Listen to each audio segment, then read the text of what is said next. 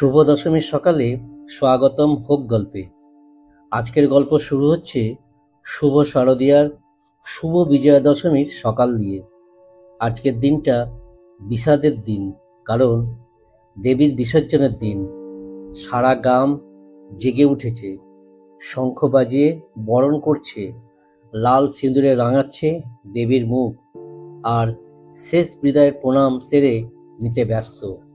কিন্তু আজ সেই প্রতীক্ষিত রহস্য উন্মোচিত হওয়ার দিন, অগ্নিমার্গের চূড়ান্ত সংকেত।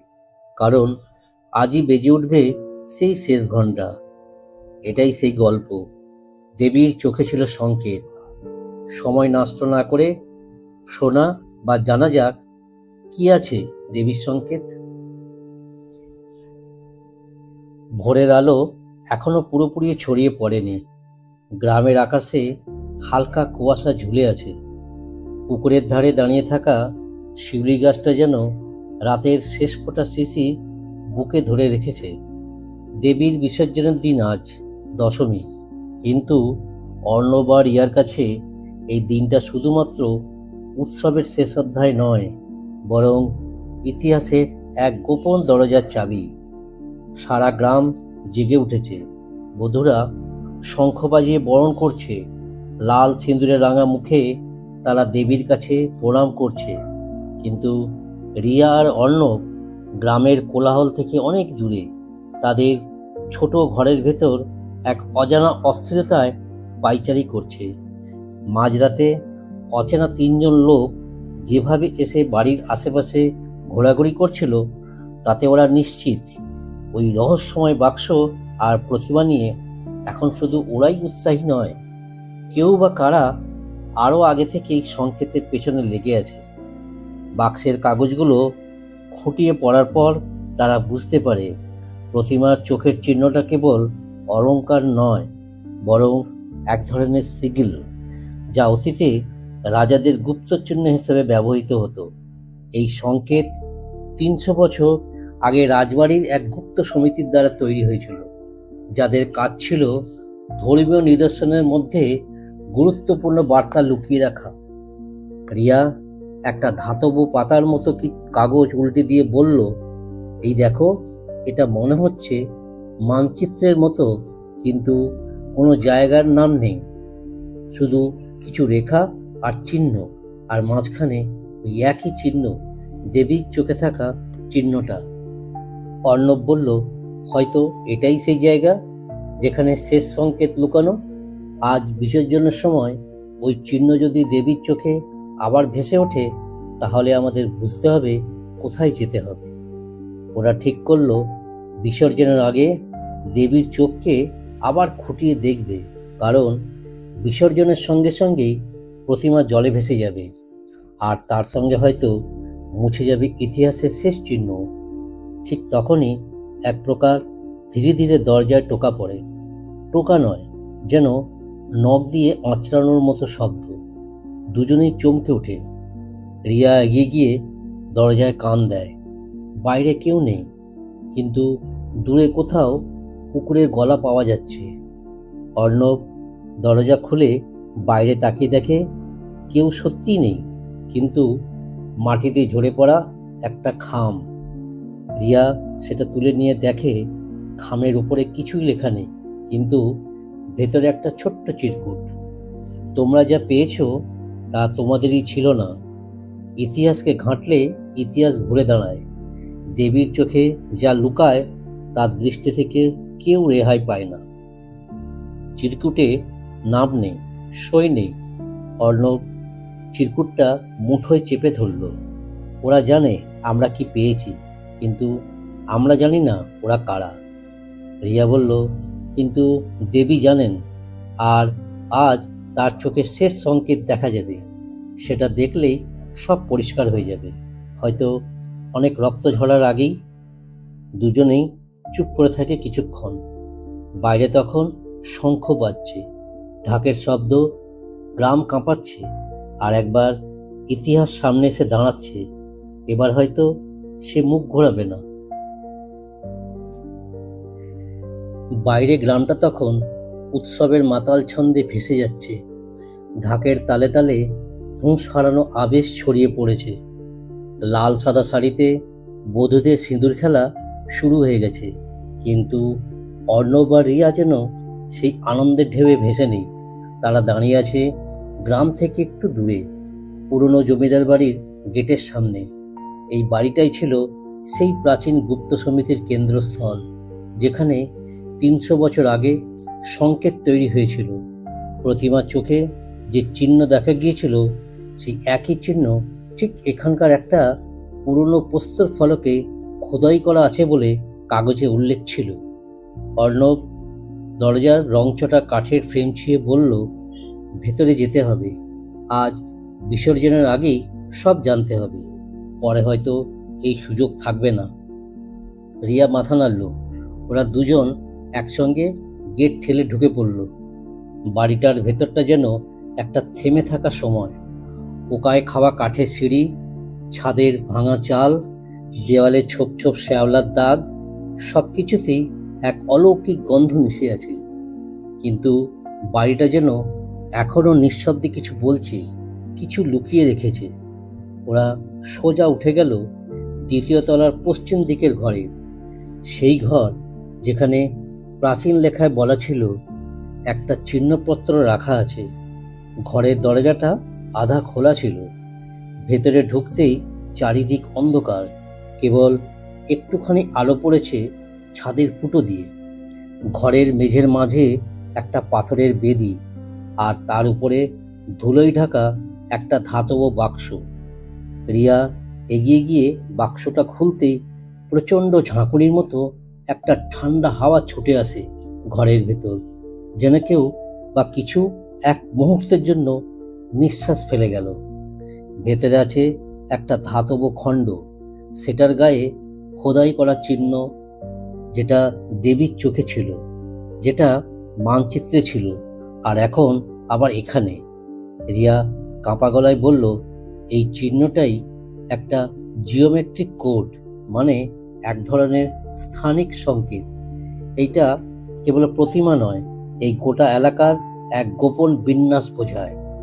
অর্ণব চোখ শুরু করে বলল, তাহলে দেবীর চোখের চিহ্ন মানে ছিল, দেখো, কিন্তু সত্যটা ধরা পড়বে কেবল যাদের চোখে আস্থা আছে তাদের কাছে। ওরা বুঝতে পারল এই চিহ্ন ৩ জায়গায় ব্যবহার হয়েছে, প্রতিমার চোখে, মানচিত্রে, আর এই ধাতব খণ্ডে। সবকিছুর যোগসূত্র একটাই, পুরনো জমিদার বাড়ির পেছনের জমি। অন্য এসব জানতো কিনা বোঝা গেল ঠিক তখনই, যখন নিচে সিঁড়ি দিয়ে কারো হাঁটার আওয়াজ ভেসে এলো। ওরা দুজনেই থমকে গেল, বুকের ভেতর যেন ঢাক বাজতে লাগলো। সিঁড়ি বেয়ে কেউ ধীরে ধীরে উপরে উঠছে, একদম নিশ্চিত তাদের দিকেই আসছে। অর্ণব আসতে বলল, চিহ্নটা নিয়ে পালাতে হবে এখনই, হয়তো আমরা একা নই। রিয়া বাক্সটা বন্ধ করে ব্যাগে ঢুকিয়ে নিল, আর ঠিক সেই মুহূর্তেই দরজার বাইরের ছায়া ঘন হয়ে উঠল। দরজার ফাঁকে দেখা গেল একজোড়া কালো চশমা। খুব কৌতূহলে বনে গেছো তোমরা বুঝি? একটা গম্ভীর গলা শুনতে পেল তারা। গলা শুনেই অর্ণব বুঝে ফেলল, এই কণ্ঠস্বর ও আগেও শুনেছে। বিসর্জনের ভিড়ে হারিয়ে যাওয়ার আগে ওদের আর একটা সত্যের মুখোমুখি হতে হবে, আর এই সত্য অনেক বড়, অনেক গাঢ়। অর্ণব আর রিয়া দাঁড়িয়েছিল ঘরের ঠিক মাঝখানে। ধাতব বাক্সটা তখন ব্যাগের ভেতরে ঢোকানো, কিন্তু তাদের দৃষ্টি স্থির হয়ে রয়েছে দরজার ফাঁক দিয়ে দেখা সেই কালো চশমার দিকে। পেছনের আলোয় মুখটা স্পষ্ট দেখা যাচ্ছিল না, কিন্তু সেই গলার গাম্ভীর্য, সেই ভারী কণ্ঠস্বর অর্ণবকে থমকে দিয়েছিল। কে এই লোক? কিভাবে সে জানলো যে তারা এখানে এসেছে? আমার নাম অপূর্ব ঘোষ। ছায়ামূর্তি ধীরে ধীরে সামনে এসে দাঁড়ালো। এখন আলোয় দেখা গেল তার মুখ, ছিপছিপে গরল, মুখে চাপ দাড়ি, বয়স ৪৫-এর কাছাকাছি, কাঁধে একটা চামড়ার ব্যাগ ঝোলানো। তিনি শান্ত গলায় বললেন, তোমাদের থেকে এই রহস্য লুকিয়ে রাখা উচিত ছিল না, কিন্তু তোমরা নিজেরাই পথ খুঁজে নিয়েছ। এখন আর পেছনে ফেরার নেই। রিয়া অবাক হয়ে বলল, আপনি কে? আপনি জানেন এই প্রতিমার চোখের সংকেতের মানে কি? অপূর্ব ধীরে ধীরে ঘরের এক কোণে রাখা পুরনো টেবিলের ওপর হাত রাখলেন। টেবিলটা ছিল ধুলোয় ঢাকা, কিন্তু সেই ধুলোর নিচে এক চেনা প্রতীক খোদাই করা ছিল, একই সেই চিহ্ন।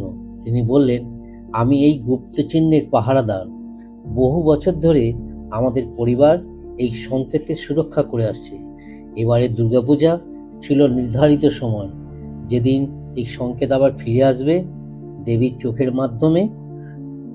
অর্ণবের গলা শুকিয়ে গেল। আপনি কি বলতে চাইছেন?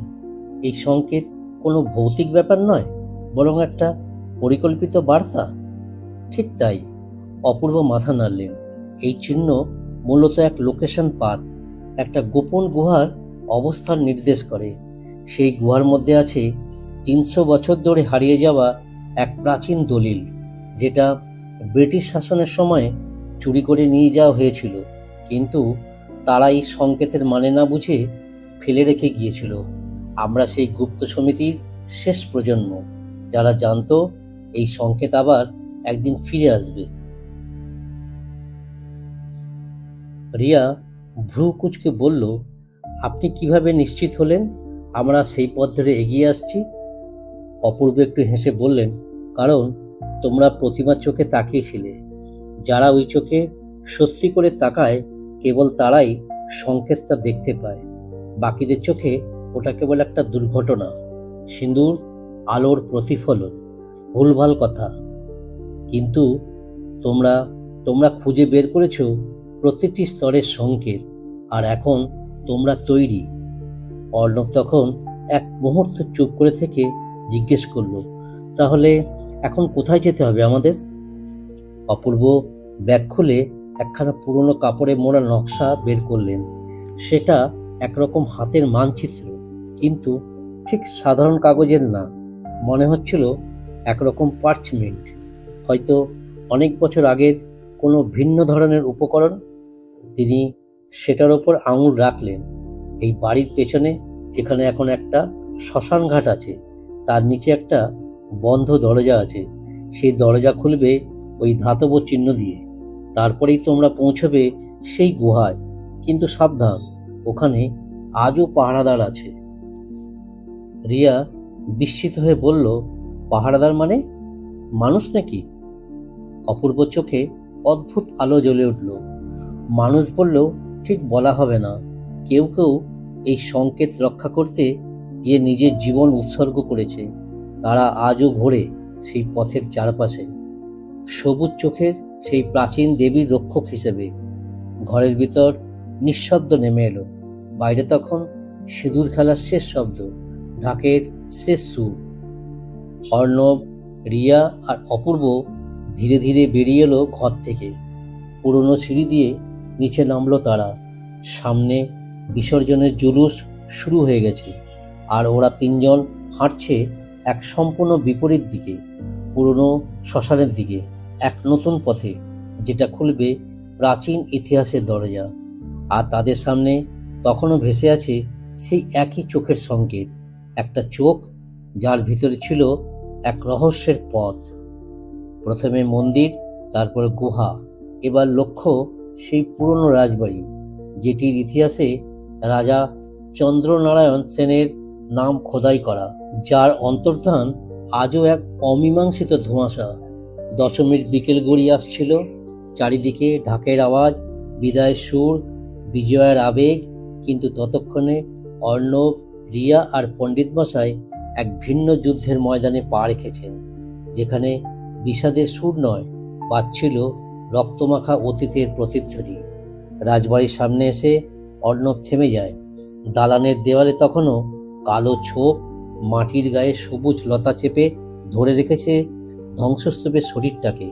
একসময় এই বাড়ির নিচেই ছিল গোপন সুড়ঙ্গ, যেখানে রাজপরিবার নাকি গুপ্তধন লুকিয়ে রাখত। কিন্তু আজ সে গুহা খুঁজে পেতেই আসা নয়, বরং দেবীর চোখে যে সংকেত দেখা গিয়েছিল তারই শেষ পাঠ করতে এখানে এসেছে তারা।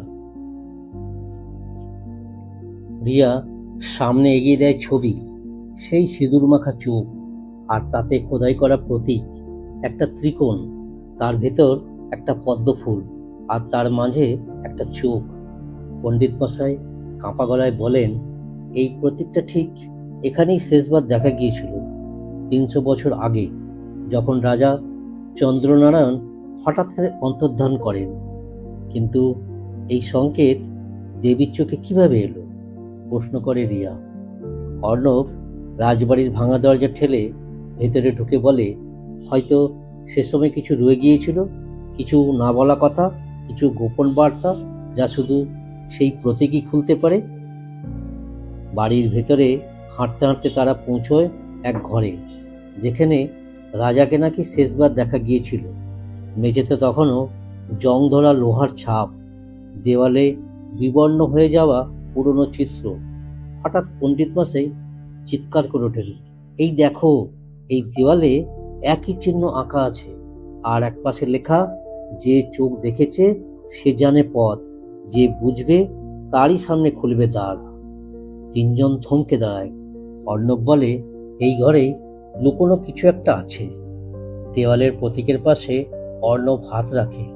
অদ্ভুতভাবে সেখানে পাথরের গায়ে একটা চাপা খাঁজ ছিল, যেটা হাত দিলেই বোঝা যায়। সে ধীরে ধীরে খাঁজে চাপ দেয়। এক তীব্র শব্দে হঠাৎ পাশের দেওয়াল কেঁপে ওঠে, একটু সরে যায়। একটা গোপন দরজা খুলে যায়। ভেতর থেকে ভেসে আসা ঠান্ডা বাতাস আর একটা ধাতব ঘ্রাণ। রিয়া ফিসফিস করে বলে, এটাই কি সেই সত্যের দরজা?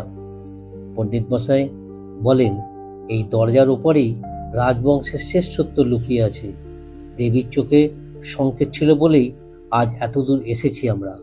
এবার দেখার পালা সত্য কেমন চেহারা নেয়।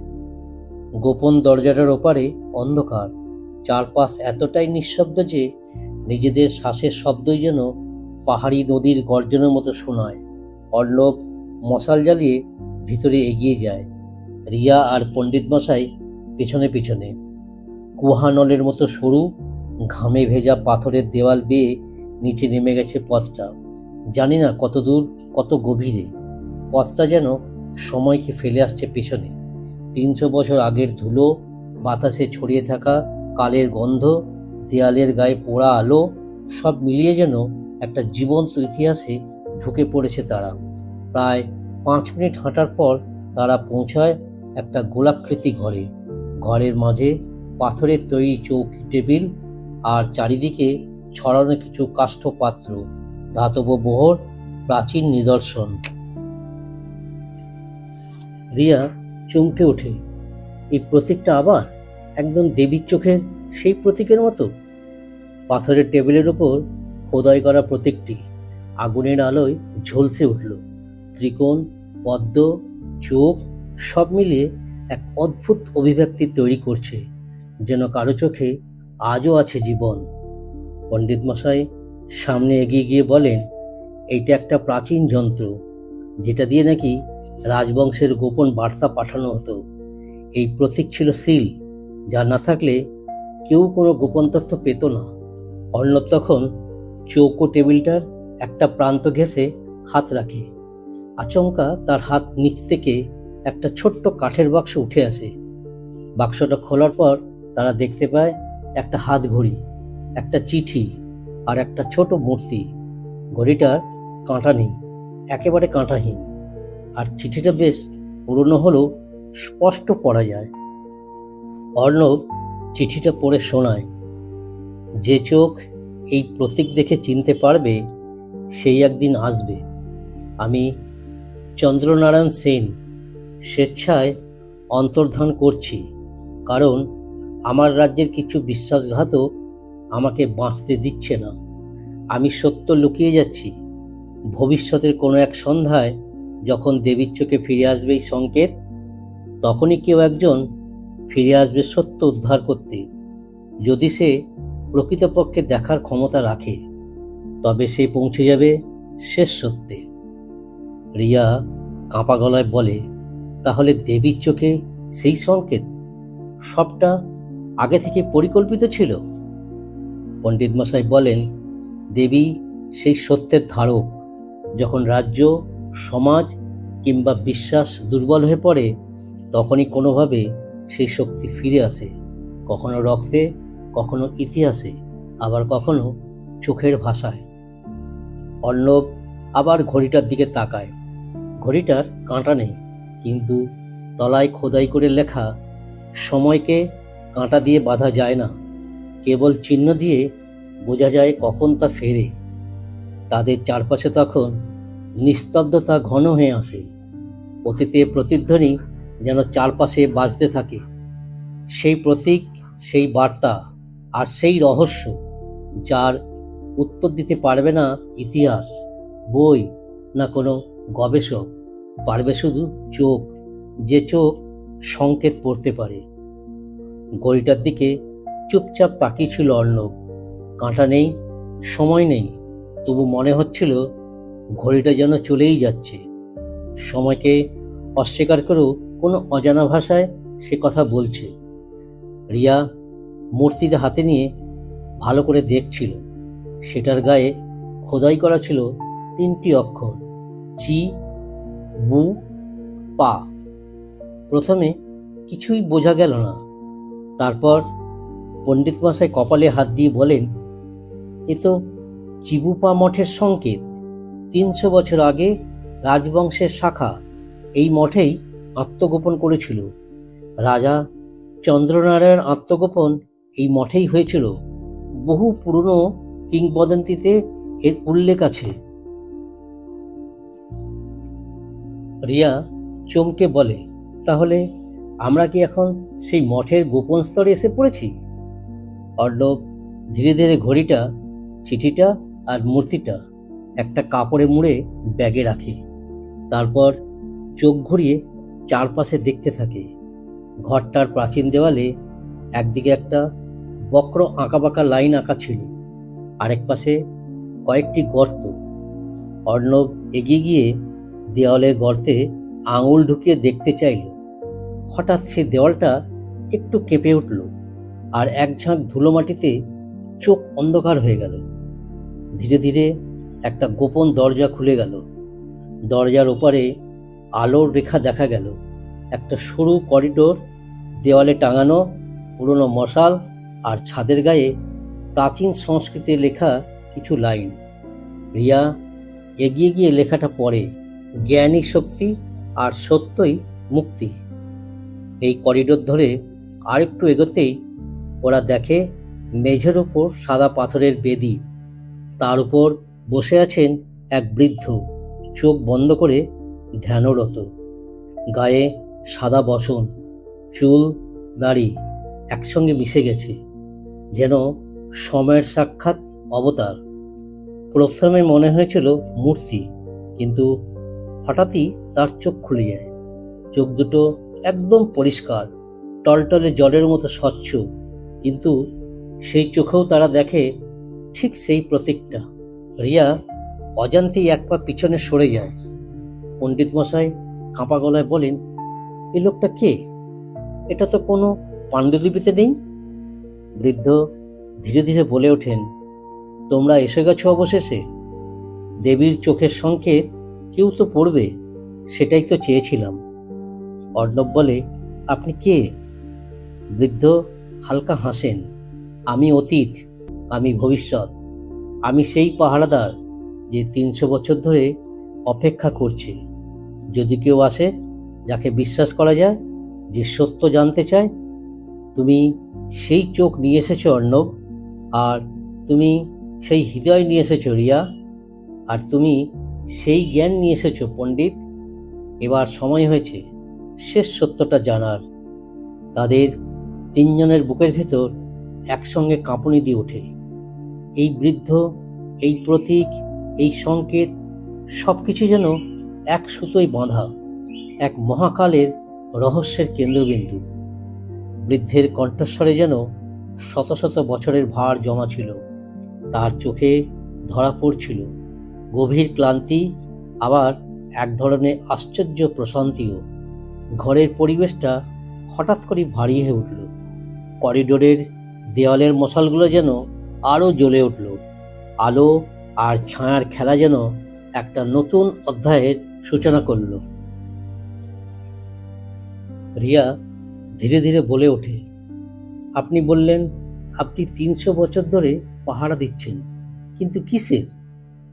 বৃদ্ধ মাথা নাড়েন। একটা অভিশাপের, একটা রক্তাক্ত ইতিহাসের, যার জন্ম হয়েছিল শক্তির অপব্যবহার থেকে। রাজা চন্দ্রনারায়ণ এক অতি গোপন শক্তিপীঠ আবিষ্কার করেছিলেন এই অঞ্চলে, কিন্তু সেই শক্তি দেবী দুর্গার রূপে লুকিয়ে থাকা। সে শক্তি কারো ব্যক্তিগত মালিকানার হওয়ার নয়। সেই শক্তিকে জোর করে বন্দি করতে গিয়ে রাজবংশের অনেককে হারাতে হয়। পণ্ডিত মশাই ধীরে ধীরে বলেন, তাহলে দেবীর চোখের সংকেত মানে সেই বন্দি শক্তির মুক্তির চাবিকাঠি? ঠিক তাই, বৃদ্ধ বললেন। প্রতি বছর দুর্গাপূজায় যখন অষ্টমীর সন্ধিক্ষণে দেবীর চোখ আঁকা হয়, তখন সেই রহস্যময় প্রতীকটি ফুটে ওঠে, সেই আদিশক্তির ভাষা। কিন্তু সবাই সেটাকে অলংকার বা শিল্প ভাবতে থাকে। শুধু একবার অনেক বছর আগে একজন ব্রাহ্মণ এই সংকেত বুঝতে পারেন। তারপর থেকে প্রতি প্রজন্মে কেউ না কেউ খোঁজ রাখত, কিন্তু কেউ সাহস করেনি প্রবেশ করার। অর্ণব গভীর মনোযোগে শুনছিল। তার মাথার মধ্যে যেন একটা পাজল জমাট বাঁধছিল। ঘড়ি, চিঠি, চিবুপা মঠ, 3 অক্ষরের সংকেত, দেবীর চোখ, এই বৃদ্ধ সব যেন একটা অদৃশ্য সুতোয় বাঁধা। হঠাৎ বৃদ্ধ তাদের সামনে থেকে উঠে দাঁড়ান। ধীরে ধীরে করিডোরের শেষ প্রান্তের দিকে হাঁটতে থাকেন। বলেন, এসো, তোমাদের এখন সত্যের দরজা খুলে দিতে হবে। কিন্তু সাবধান, এই পথ শুধু সাহসীদের জন্য। এই পথে প্রবেশ মানে নিজেকে হারানোর ঝুঁকি, নিজেকে নতুনভাবে খুঁজে পাওয়ার শুরু। তারা 3 জন কোনো কথা না বলে বৃদ্ধর পেছনে হাঁটা শুরু করলো। করিডোরে প্রাচীন পাথরের মেঝেতে পা ফেলা শব্দগুলো যেন প্রতিধ্বনি তুলছিল আরও প্রাচীন কোনো যুগে। একটু পরেই তারা এক ঘরের সামনে এসে দাঁড়ালো।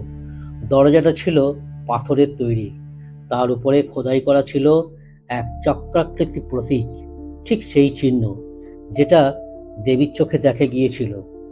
অর্ণব বলে ওঠে, এটাই তো সেই চিহ্ন, ঠিক এইটা আমরা চোখে দেখেছিলাম। বৃদ্ধ বলেন, এটাই মহাসংকেত। 300 বছর ধরে এই দরজা বন্ধ, আজ সেই সময় এসেছে। দরজার সামনে দাঁড়িয়ে রিয়া, অর্ণব আর পণ্ডিত মশাই বুঝতে পারছিল এই মুহূর্তেই সব পাল্টে যাবে।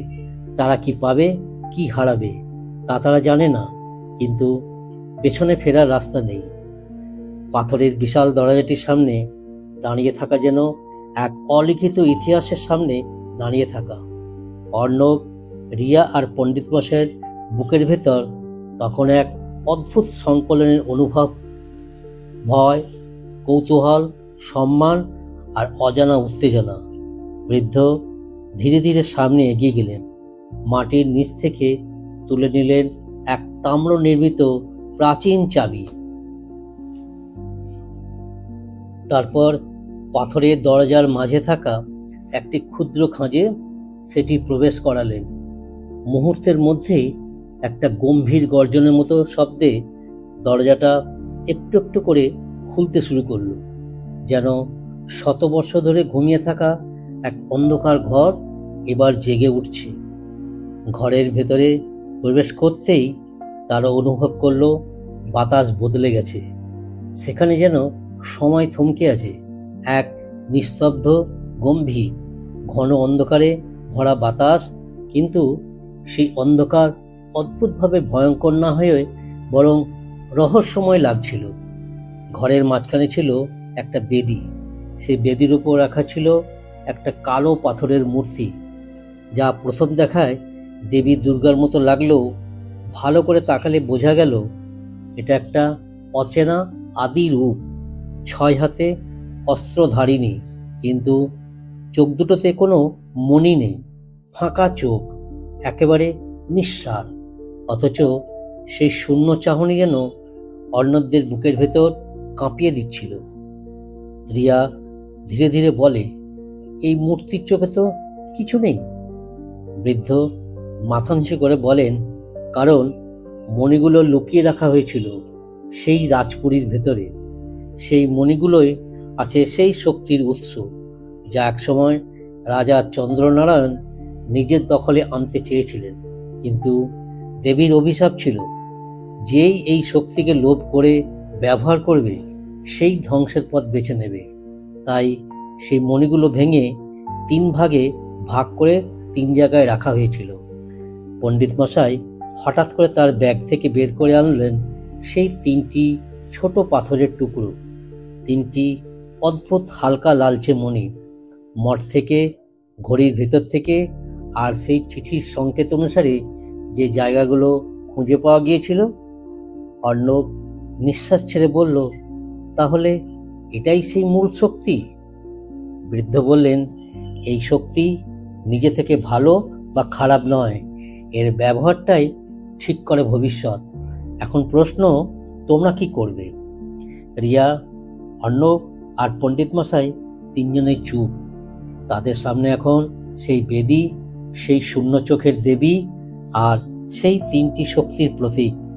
তারা বুঝতে পারছে একটা যুগের পরিসমাপ্তি হতে চলেছে, অথবা একটা নতুন যুগের সূচনা। ঘরের নিস্তব্ধতা এক অদ্ভুত ভারী পরিবেশ তৈরি করছিল। বেদির উপর ফাঁকা চোখের দেবী যেন প্রশ্ন ছুড়ে দিচ্ছেন, তোমরা কি তৈরি? অর্ণব, রিয়া ও পণ্ডিত মশাই ত্রিভুজের মতো করে দাঁড়িয়ে রইল সেই বেদির চারপাশে, এবং ধীরে ধীরে তারা 3 জন 3 দিক থেকে সেই মণিগুলো দেবীর চোখের খাঁজে বসানোর জন্য এগিয়ে গেল। প্রথমে রিয়া এগিয়ে এলো। তার হাতে ছিল প্রথম মণিটি, যা সে পেয়েছিল সেই মঠের গুপ্ত প্রকোষ্ঠ থেকে। পাথরের দৃষ্টিতে অনেকটা জলজলে টকটকে। সে একটু কাঁপা হাতে মূর্তির ডান চোখের খাঁজে সেটি বসিয়ে দিল। মুহূর্তের মধ্যে যেন সারা ঘরে একটা শীতলতা ছড়িয়ে পড়ল, যেন বাতাস ভারী হয়ে উঠল। তারপর পণ্ডিত মশাই এলেন। তার কাছে ছিল দ্বিতীয় টুকরো, যা উদ্ধার হয়েছিল সেই ঘড়ির ভিতর থেকে। তিনি দেবীর বাম চোখে সেটি স্থাপন করলেন। এবার যেন গা ছমছমে গর্জনের মতো কিছু একটা শোনা গেল মাটির তলা থেকে। ঘরের দেওয়াল কেঁপে উঠল, যেন পুরনো কোনো আবরণ খুলে যাচ্ছে। সবশেষে অর্ণব, তার হাতে ছিল সেই তৃতীয় ও শেষ মণিটি, যা তাদের এতদিনের জার্নির সবচাইতে অপ্রত্যাশিত ফল, যেটি ছিল সবচেয়ে নিস্তব্ধ, কালচে লাল, ঠিক যেন নিঃশেষ আগুনের মতো দীপ্তি মিশ্রিত।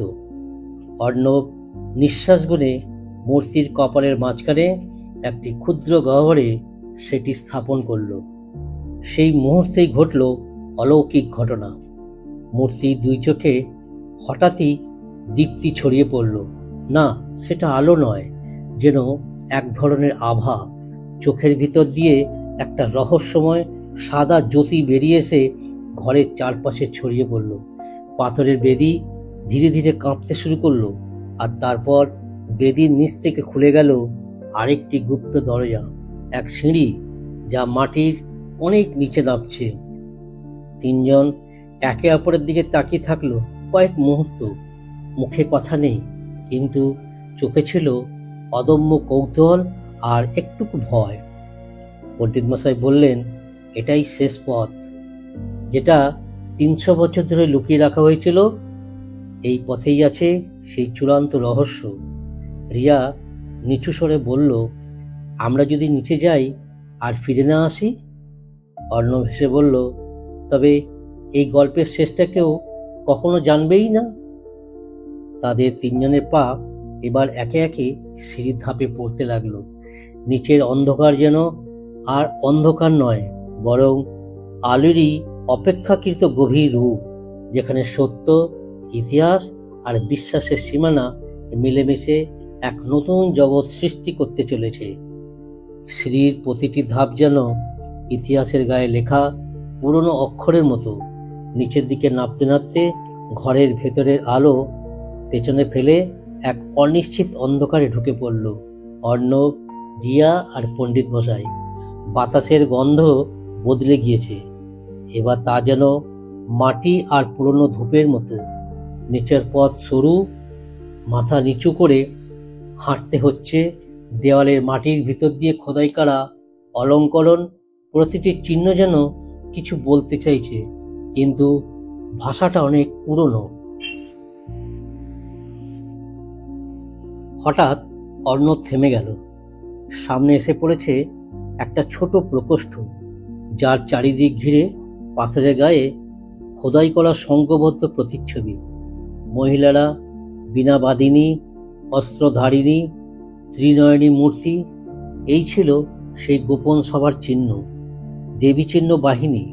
এরা কোনো পৌরাণিক চরিত্র নয়, বরং ইতিহাসে সেই নারীরা যারা সমাজের ছায়ায় থেকে প্রাচীন জ্ঞান আর সুরক্ষার ভার নিয়েছিলেন। রিয়া বিস্ময়ে বলল, এদের একজন ছিলেন মা দীনময়ী, যার বংশধরী কিনা এই পুজোর আয়োজন চালিয়ে আসছেন শতাব্দীর পর শতাব্দী। পণ্ডিত মশাই মাথা ঝাঁকিয়ে বললেন, আর সেই বংশেরই উত্তরসূরি তুমি আর অয়ন। তোমাদের রক্তেই আছে সেই সংকেতকে চিনে নেওয়ার অধিকার। বুঝতেই পারছো, এই রহস্যের শেষ শুধু মূর্তির চোখ নয়, এটা তো এক উত্তরাধিকার। প্রকোষ্ঠের এক কোণায় রাখা একটি কোষ্ঠী পাথরের বেদি, যার উপর রাখা আছে একটা পিতলের কৌটো। তার মুখে ছিল 3টি ছাপ, যা 3টি রত্ন বসানোর পরেই খুলতে পারে। তারা 3জন বুঝে গেল এটিই সেই চূড়ান্ত সংকেত, যা তারা খুঁজে চলেছে শুরুর দিন থেকে। 3টি রত্ন আবার আলতো করে তুলে বসানো হলো সেই কৌটোর খাঁজে। তারপরেই কৌটোটা নিজে থেকেই খুলে পড়ল। ভেতর থেকে বের হলো একটা প্রাচীন তালপাতার পুঁথি। পাণ্ডুলিপিটা এতটাই পুরনো যে নাড়াচাড়াতেই ধুলো উঠে চোখে মুখে লাগতে থাকলো। অর্ণব ধীরে ধীরে সেটি খুলতে লাগলো। তার প্রতিটি পাতায় লেখা সংস্কৃত মন্ত্র, তার নিচে লেখা বঙ্গীয় অনুবাদ, আর একেবারে নিচে এক চিত্র, যেখানে দেখা যাচ্ছে এক বিশাল দুর্গামূর্তির কপালে একটি চিহ্ন, ঠিক সেই একই চিহ্ন যা অষ্টমীতে দেবীর চোখে দেখা গিয়েছিল। রিয়া ফিসফিস করে বলল, এটা কি তাহলে ভবিষ্যতের সংকেত?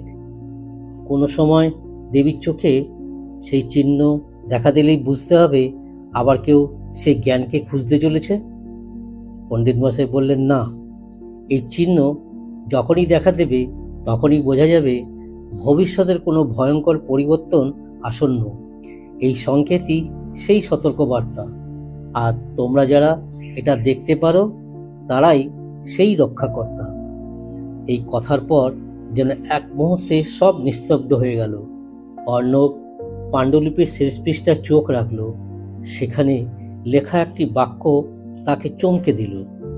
সেই 2 সন্তান যাদের রক্তে লুকিয়ে আছে জ্ঞানের আগুন, তারাই হবে দেবীর দৃষ্টির রক্ষক। তাদের দুজনের দিকেই যেন ইশারা করে রেখেছে ইতিহাস। পাণ্ডুলিপির শেষ পৃষ্ঠায় লেখা সেই বাক্যটা যেন অর্ণব বা রিয়ার সারা অস্তিত্বকে নড়িয়ে দিল। সেই 2 সন্তান যাদের রক্তে লুকিয়ে আছে জ্ঞানের আগুন, তারাই হবে দেবীর দৃষ্টিরক্ষক। তারা চুপচাপ একে অপরের দিকে তাকিয়ে রইল। অতীতের অস্পষ্ট ছায়া, ভবিষ্যতের সম্ভাব্য ঝড় আর বর্তমানের এই অদ্ভুত বাস্তবতা সব এক মুহূর্তে এসে মিশে গেল ওদের চোখে। পণ্ডিত মশাই ধীরে ধীরে কৌটোর ঢাকনাটা তুলে রাখলেন আবার বেদির উপরে। তারপর বললেন, এই পাণ্ডুলিপি বহুকাল আগেই অদৃশ্য হয়েছিল। শুধু আমি জানতাম এর অস্তিত্ব আছে, কিন্তু এটা কে খুলবে তা নির্ধারিত ছিল শুধু দেবীর সংকেতে।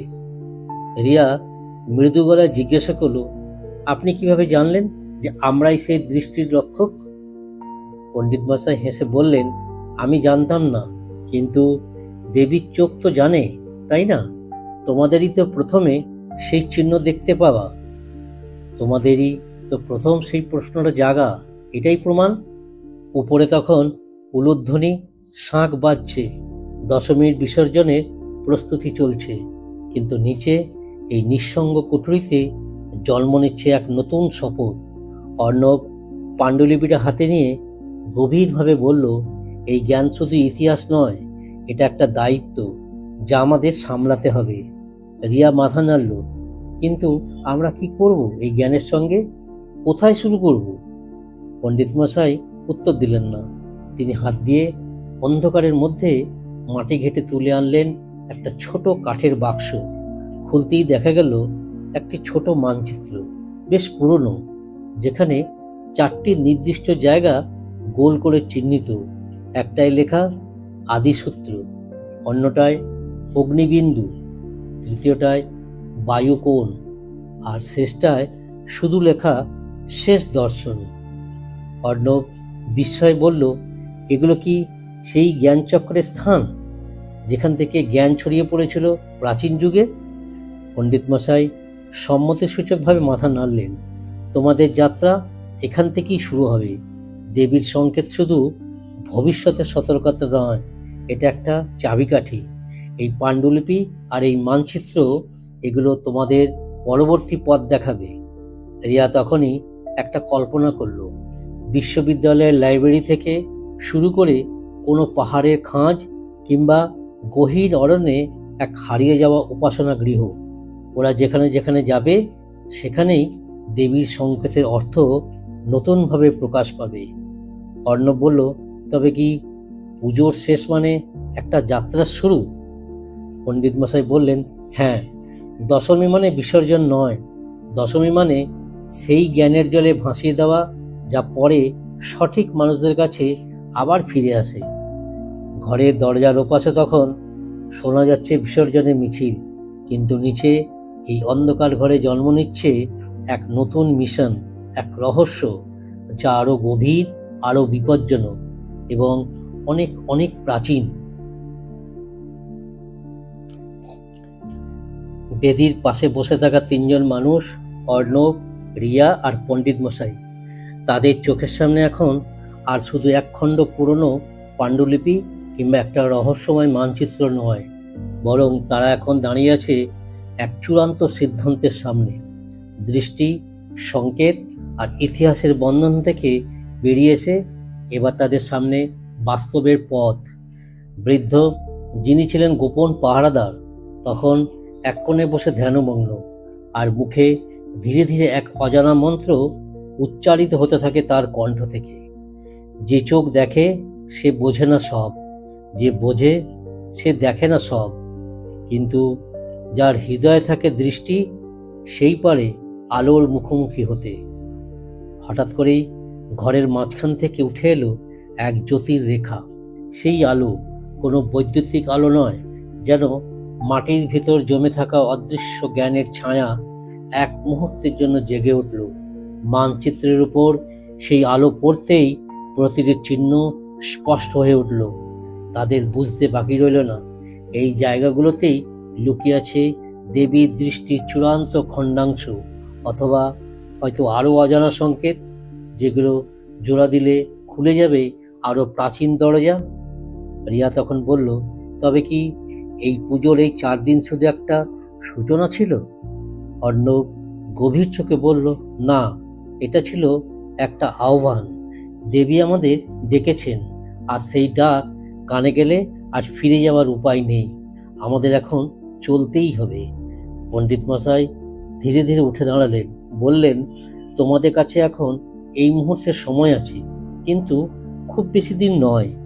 এই মানচিত্রের চিহ্নগুলো চলতি পূর্ণিমার আগে খুঁজে পেতে হবে, না হলে এই সংকেত আবার ঘুমিয়ে পড়বে আরো 1 শতাব্দীর জন্য। ঘরের বাইরে তখন বিসর্জনের ঢাকের আওয়াজ স্পষ্ট। উলুধ্বনি, শাঁখ আর সিঁদুরের খেলার আনন্দময় কোলাহলে মুখর চারিদিক। কিন্তু এই নিচু কুঠুরির ভিতরে দেবীর পায়ের তলায় দাঁড়িয়ে আছে 3 জন, যাদের কাঁধে উঠেছে অতীতের ছায়া, ভবিষ্যতের শঙ্কা আর বর্তমানের জ্ঞান। রিয়া ব্যাগে পাণ্ডুলিপি আর মানচিত্র ভাঁজ করে রাখল। অর্ণব সেই কাঁটাহীন ঘড়িটা আবার পকেটে পুরে নিল।